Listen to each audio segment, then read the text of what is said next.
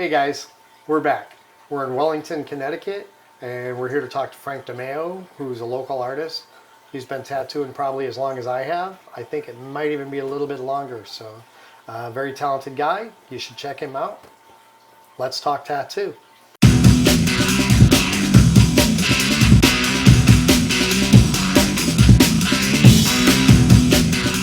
Hey Frank, it's been a long time, man. Yeah, I know. Right? A whole week. Yeah, at least. How you been? Good. Good. Cool. All right, I was just telling the folks out here you've been tattooing probably about as long as I have. So when did you start, man? 27 years ago. I was 13. My uncle owned a shop locally, and been working ever since. Cool. So you're right around 92 then too, right? Yeah. I think you edged me out by a few months or something like that or whatever. I can't really. Something like that. It's right around the same. So, yeah, you're my senior. So. I don't know about that. Okay, man. So tell the folks what you do, man. I mean, you mostly specialize in black and gray. You definitely do color. You do it well, but Yeah. your favorite's black and gray. Yeah, my favorite's realism, black and gray. Maybe a little touch of illustration feel to it. And I do like color. It just takes too long. Yeah. You know? Yeah. But I mean, your style, you're into too darker stuff. Oh, yeah. Yeah, I like, everything has that kind of grainy look that I do, and kind of darker feel. Yeah. Started doing that feel more, kind of like the dark sexual stuff too, a little bit, I guess. I don't know. I've been doing it for the last 10, 15 years that way. So. Yeah. And you do it well. I mean, Thank that's a lot of people come to you for specifically. So that, a lot of your mechanical stuff, your textures are awesome. Thank you. Stuff like that. So. Thank you. Tell us a little bit about the shop, man. Like when when did you get in here? 13 years ago. I opened when it was just me. I was piercing at the time as well. Found that kind of got in the way. Yeah. And I really wanted to focus more on my art. And then I got focusing more on my art and tattoos. And then just the tattoos overtook, and now I don't really have time for just art anymore. Yeah, I know that feeling. I remember back when I started, I was piercing as well as tattooing, and literally stopping in the middle of a tattoo because a piercing come in the door. You lose your train of thought. It takes a while to get back into it. That's just. Yep, definitely. You lose exactly what you train of thought, man, and it's just I don't know. I kind of lost interest in it. Yeah, but we do what we had to do, man. That's how we. Now that's how we fed our families. Yeah, and now it's just strictly tattoos here. There's no piercing at all at my shop. I mean, I know you do really, really well here, but this area is a little bit remote. I mean, it's not too far off of the highway, but you can't really throw rocks and hit places around you. University of Connecticut's only 5 minutes up the road. Okay. That's UConn. Yeah, they're like literally right up the road, and then we're kind of surrounded by the highway everywhere, so we're 5 minutes in from all directions. We do pretty well here, actually. And the travel-wise, this is one of the highest traveled roads around here, considering where we are out in the boonies. So Yeah. So where do you draw most of your clients from? Because I mean, you're right down the road from Central Mass. You're not too far from Hartford. Oh, man, they come from all over. You're not too far from Providence area. They come from all over. I can't even really say. I have there's license plates in the parking lot from Rhode Island, Mass, New York, all over the place, and it's hard to say. Lot of local, like 45 minutes away type stuff. Like everybody comes in locally, but there's not many shops. There's a few out in 15, 20-minute directions around me. That's about it. Right. Very cool, man. You have an art history. I do. I got a couple art degrees. Exactly. I have my associates in graphic design and minored in illustration and IDT, which is special effects, makeup, and sculpting and stuff like that. And those are things you had prior to getting involved in tattooing, or something coincided? No. Like I was saying, my uncle was a tattooer when I was a kid back in the late 80s, early 90s. And I always grew up around it. My dad was his guinea pig, and I got to watch when I was a kid, and I loved it. And I was making the old stencils with on the acetate, and I got to do all that when I was a kid, and then I started practicing when I was like 12 and a half, I think, 13. Wow. He had me tattooing honeydew melons and all sorts of cool stuff, and then started tattooing, and then I went to art school when I graduated high school, and did that, and came back, and I worked for another artist, Mike Fitz, for quite a while, and then opened my place 13 years ago. So I mean, kind of been all over the place, you know. So when you were going to art school, did you have the intentions of coming back to the tattoo world, or were you going to go on and be somebody famous? No, man, I had no intentions of ever opening my own shop. I never had any intentions of doing that at all. I had all intentions of doing what I went to college for and just changing the direction where I was already going. But I never stopped tattooing, though. I always tattooed all through college, and I worked a full-time gig at a garage on cars and stuff like that. Right. But yeah, I never had my intention was never to be a tattooer for the rest of my life. You just ended up here like the rest of us. We just sort of...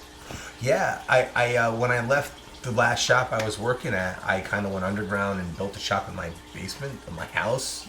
I mean, we all kind of did it at one point in time. But it was, everything was legit, it was like a little mini shop. Everything was new, sterilized. I made needles at that time, I made all my own needles, and my ex got sick of people coming over to the house, and that's why I kind of got forced into opening my first shop. And I opened up, and it's where we are now. It's kind of been 13 years. It's been a roller coaster, man. Good and bad and indifferent, Oh, it's been quite the ride for sure. I mean, there's unpredictable at best. Yeah. So Frank, tell me, what was your first introduction to me, or at least my company? I met you at the Sturbridge convention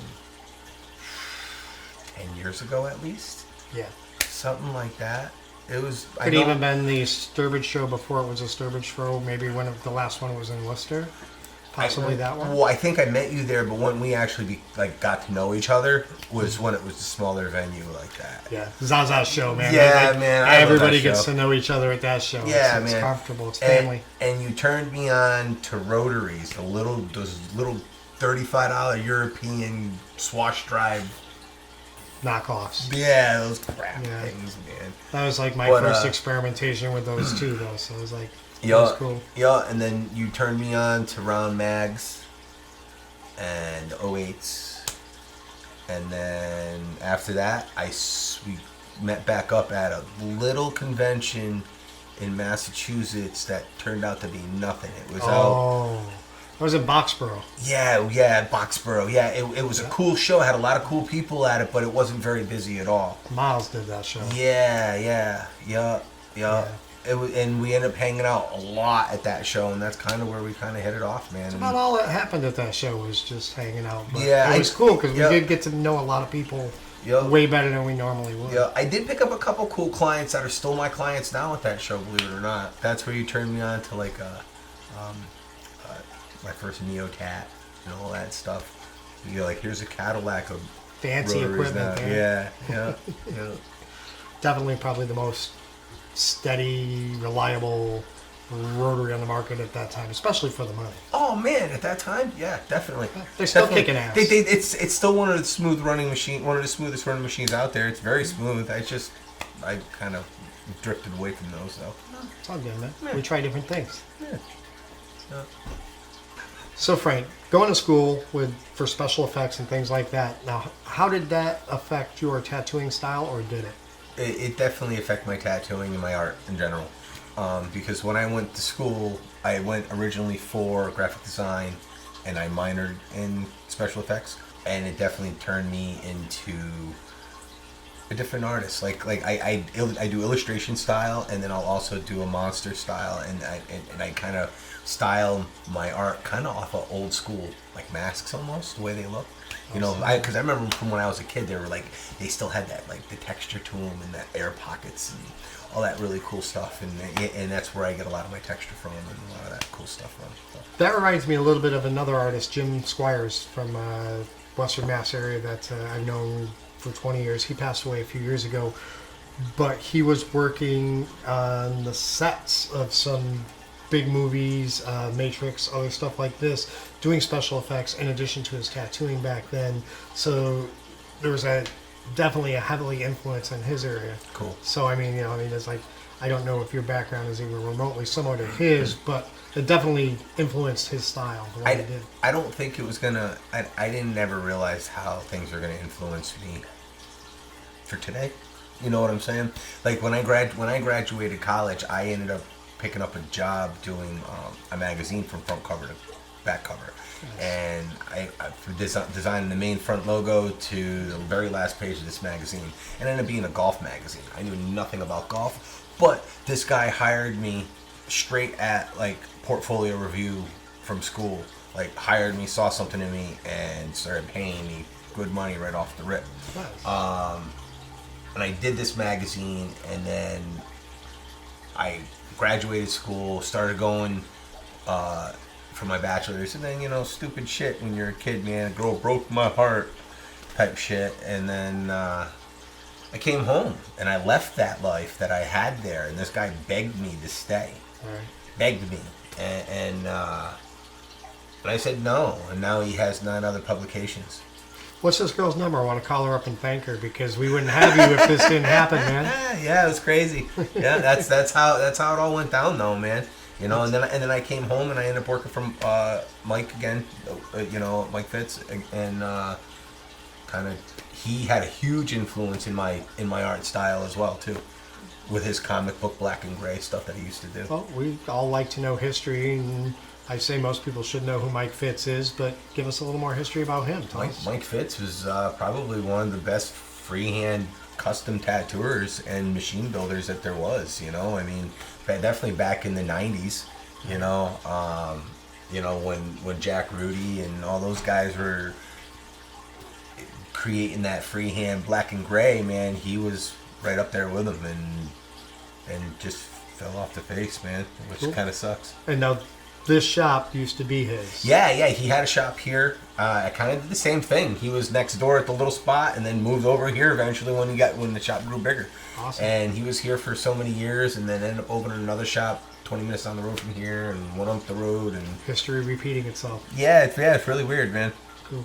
Yep. Now, was Mike originally from the area in Connecticut? Actually, yeah, he's from Tolland, not too far from here. I drove through there coming here. Yep. So very cool, man. Any little bit of history that we can get and preserve, it's all. Yeah, important. he was very, very talented guy. You ask him anything, and he just spit it right out, man, with a ballpoint pen on you, dude. It was pretty cool to watch him work. Yeah. So, in addition to Mike, who are some of your other big influences? Like tattooers? Yeah, tattooers or just artists in general. Tattooers, I mean, some of the greats, man. Guy Atchison, Paul Booth. I mean, there's so many good artists out there now. It's even hard to pick some of your favorites. Yeah. But I mean, back when you were cutting your teeth, I mean, when I was cutting my teeth, man, Paul Booth, Guy Atchison, Mike Fitz. Yeah. I mean, that was a guy that was all over the place. Regular artists, Frank Frazetta, Boris Vallejo, like oil painters and stuff like that, Cool. When you started tattooing, was there anybody you tried to emulate or copy or pirate, steal from? Who'd you bite off of? Jack Rudy, man. Yeah. Why couldn't I? I mean, shit. He was doing everything. He was doing everything that everybody wanted to do. Yeah, I've always liked Jack, but I've always preferred Brian. I mean, I always preferred Brian Everett's tattooing to Jack's tattooing. Sorry, Jack. That's just how I see it, but love you too.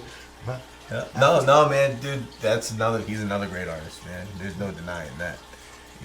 There's, like I said, there's been so many people along history now that it's even hard to keep up with a lot of people now, Well, and then those two don't even compete. They're pretty much best friends and whatnot. But their styles are distinct. Hey, man, we know how it is in this industry now. There's so many of us that are friends, and everybody has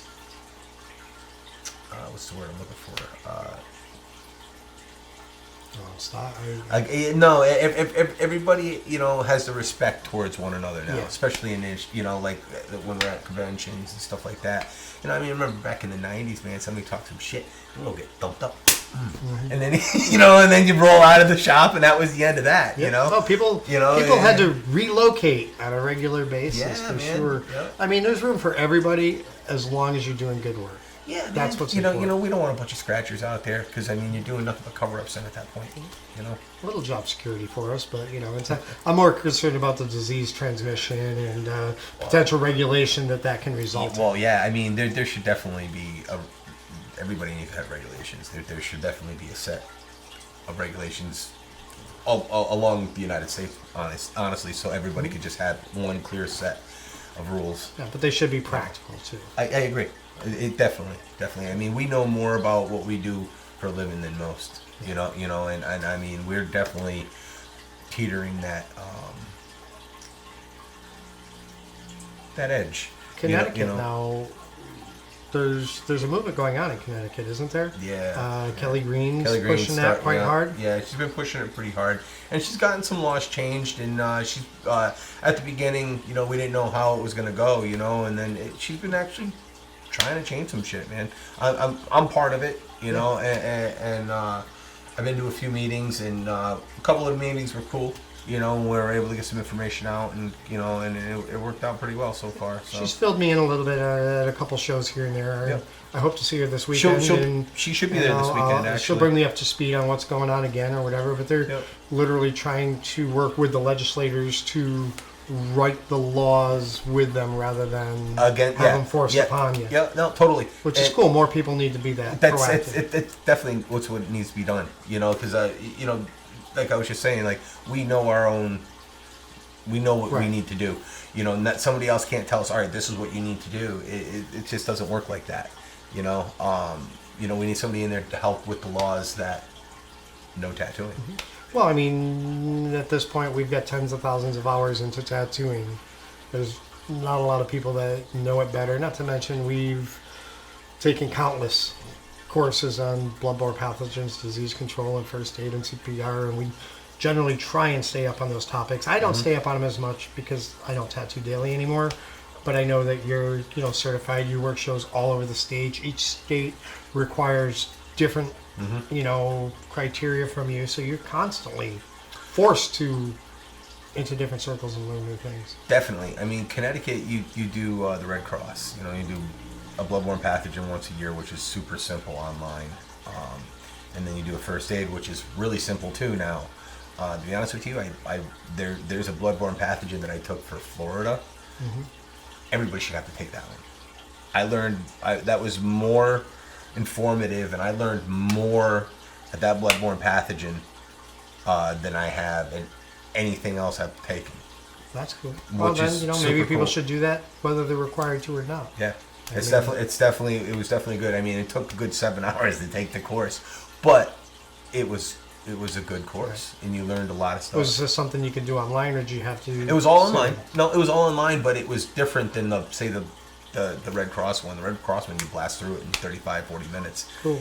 A little bit later then, actually, when we're done here, give me the information of that, and I'll post it in a link below into the comments or into the description below. Cool. And anybody that's interested can check it out. Awesome. Very cool.